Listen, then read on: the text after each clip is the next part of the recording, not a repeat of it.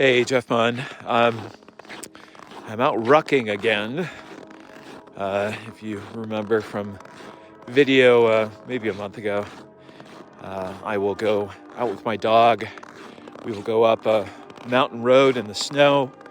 I will put a backpack on, a weighted backpack, and I've been increasing the weight. And actually, I was gonna create a video earlier, but I was going uphill and I was literally so out of breath I couldn't talk because I have 40 pounds on my back. And so I'm working my way up and challenging myself physically, trying to create more capacity in myself. And what I'm noticing is this huge distinction that most of us miss. You know, there's an Einstein quote where he talks about the greatest power in the universe. And he says the greatest power in the universe is the power of compound interest. And sure, compound interest is great. You know, I have an IRA that is worth more than I thought it would ever be worth because of the power of compound interest. But I think he's wrong. And so for me, the greatest power in the universe is the power of an idea. Now, why do I say that? Ideas are not subject to physical limitations. We make them. We say, oh, well, then I'd have to do this, and then I'd have to do this. We get caught up in the how-to. But then the idea itself really isn't subject to that. And in fact, we get in the way when we make the idea subject to the how-to. When we create the how-to immediately in response to the idea. We have an idea of like, oh, I want to create a business worth this much, or I want to meet a person like this to partner with, or oh, I want to do this. And then we immediately go into how-to mode.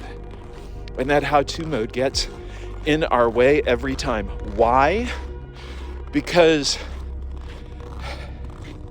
the idea itself is going to draw to it the ways of executing, the ways of showing up.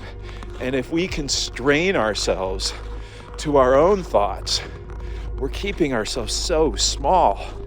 Like my idea around how to create this or that may be totally different than yours. And if I am stuck in my idea and I'm hiring a person to execute on my idea, well, what a waste.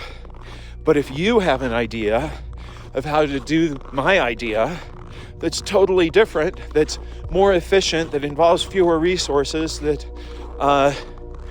even just comes from just, you know, a chance bouncing into someone, or a chance thought of, something that could be that I hadn't thought of. That's amazing. We have short-circuited the process. We have cut our way through space and time. We have dug a wormhole through existence itself, just through the power of a thought, just through the power of an idea. And when we see that our ideas themselves are unlimited, and the most powerful idea is the fact that ideas are limited, that we can literally do and be anything, that we can be anything in a moment. We can just decide and be that. That's amazing. I had a session with a coach who I'm going to hire yesterday, and the coach said a word that dug this wormhole in my brain, and I don't think he knows it yet, but that word is the reason I'm going to hire him. He said, what could we conjure together? And I love that idea. I love that there is this place of magic and wizardry that we can create in the world, and we're stuck in this idea that things have to be reasonable. What an awful life. What an awful life of reasonableness, of cause and effect, a life where there's no magic, there's no wizardry. So where are you holding yourself back reach out to me. Let's have a conversation. Let's conjure something for you. Take care, and I'll see you next time.